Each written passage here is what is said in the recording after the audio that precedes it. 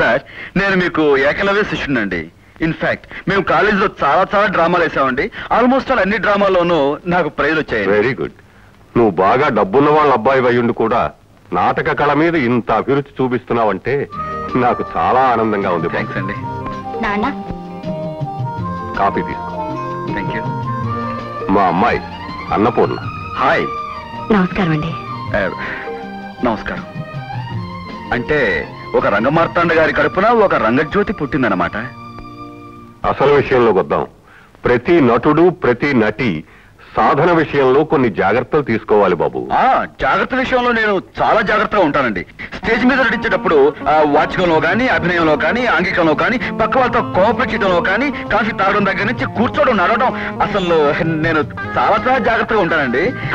అన్నట్టు టైం ఎంత అయిందండి? టైము పర్వాలేదండి, నేను ఇంటికి వెళ్ళి వాష్ చేసుకుంటాను. ఆ బట్టలతో ఇంటికి వెళ్తా బాబు. చూడమ్మా, బీరువాల పంచాలు ఆల్చి ఉంటాయి, తెచ్చి అబ్బాయికి. బాగా కాలిందండి.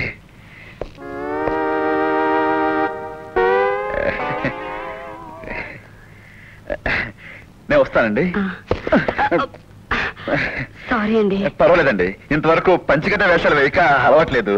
అదే థ్యాంక్స్.